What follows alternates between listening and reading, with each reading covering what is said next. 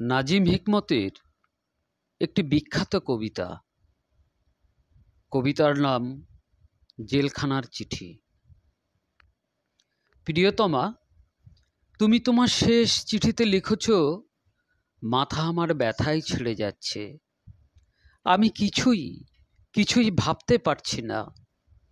তুমি লিখেছ, যদি ওরা আমাকে ফাঁসির দড়িতে ঝোলায়, যদি আমি তোমাকে চিরতরে হারাই, আমি কিছুতেই বাঁচব না।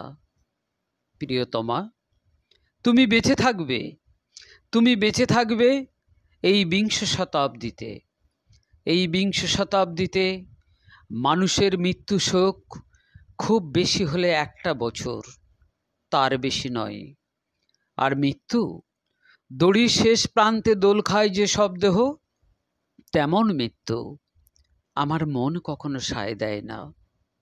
প্রিয়তমা আমার, সহধর্মিণী আমার, তুমি নিশ্চিত থেকো, যদি হতভাগা কালো মাকড়সার জিপসির রোমশ হাত আমার গলায় ফাঁসির দড়ি পরাতে আসে, ওরা মিথ্যে খুঁজে মরবে। নাজিমের নীল গভীর দুচোখে থাকবে আতঙ্ক, থাকবে ভয়।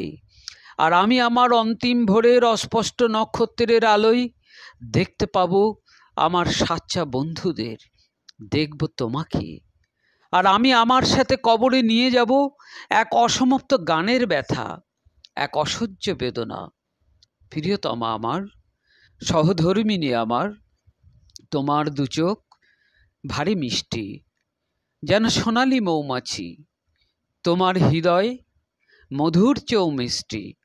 কেন তোমাকে আমি লিখতে গেলাম? ওরা তোমাকে ফাঁসির দড়িতে ঝোলাতে চায়।